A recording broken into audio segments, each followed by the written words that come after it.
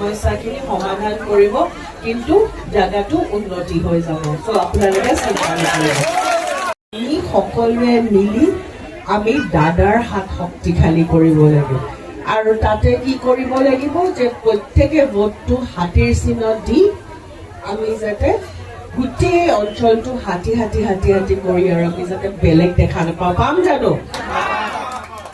হিমন্ত বিশ্ব শৰ্মা, ভাৰতীয় জনতা পাৰ্টি। এতিয়া আমাৰ আটাইতকৈ ভাল পোৱা গানটো কি? আহিছে। এবাৰ আমি লগাই চবে ফূৰ্তি কৰো।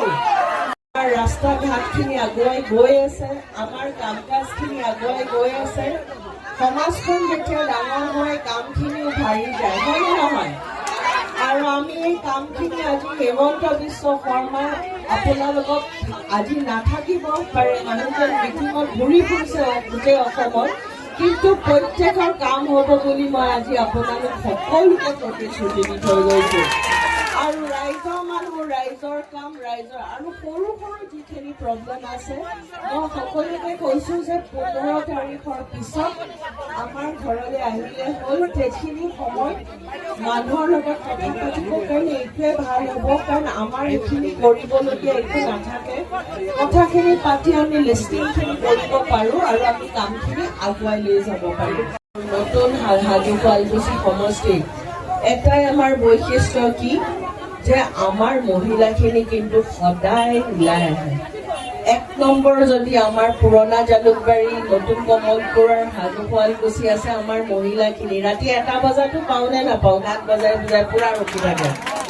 আৰু সেই মহিলাৰ কাৰণে আজি ছাৰে বহুতখিনি ভাৰতীয় জনতা পাৰ্টি চৰকাৰ বহুতখিনি মহিলাৰ কাৰণে আগুৱাই আহিছে। এতিয়া আমাৰ সকলোৰে দায়িত্ব হ'ব যে আমি সকলোৱে মিলি আমি মিত্ৰজোঁট চৰকাৰত সকলোৱে মিলি আমি হাতীৰ চিনত যেতিয়া ভোটটো দিম, আমি হাতীৰ চিনত ভোটটো দিলে আমাক কাক ভোট দিয়া হ'ব? মামাক দিয়া হ'ব, হিমন্ত বিশ্ব শৰ্মাক দিয়া হ'ব, হিমন্ত বিশ্ব শৰ্মা চৰকাৰক। আমি কিন্তু ভুল কৰি পেলাই পদুম ফুল বিচাৰি ফুৰিলে কিন্তু গণ্ডগোল হ'ব। আমি সকলোকে বুজাব লাগিব যে আমি হাতীৰ চিনত আমি ভোটটো দিম, আৰু হাতীৰ চিনত যেতিয়া ভোটটো দিম আমি মামাৰ চৰকাৰ আৰু মামা 2 নম্বৰৰ বাৰে CM হ'বৰ কাৰণে আমি আগবঢ়াই লৈ যাম, আৰু মামাই আমাৰ কাৰণে আৰু শক্তিশালী হৈ পেলাই আমাৰ কাৰণে কাম কৰিব পাৰিব।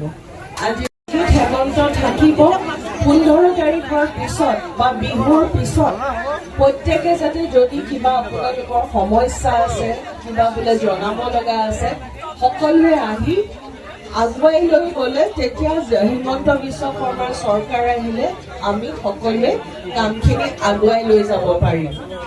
আৰু আমি এটা কথাই কৈছো যে আমাৰ যিটো ৰাইট, প্ৰত্যেকে ঘৰৰ মানুহটো গৈছে বুলি আমি ঘৰত বহি পেলাই ভোটটো নিদিয়াকে থাকিম নেকি? প্ৰত্যেকে নিজে নিজৰ ভোটটো দিব লাগিব, কাৰণ আমি নিজৰ ভোটটো দিলে আমি প্ৰত্যেকে হিমন্ত বিশ্ব শৰ্মাই যিটো অসমৰ সপোন দেখিছে, ধুনীয়া অসম এখন, সেইখিনি চবেই কিন্তু আপোনালোকে অংশীদাৰ হ'ব। আৰু আমি গুৱাহাটীৰ মাজমজিয়াত থাকোঁ, আজি 5 বছৰ গুৱাহাটীখন কিমান ধুনীয়া হৈছে দেখিছে নাই?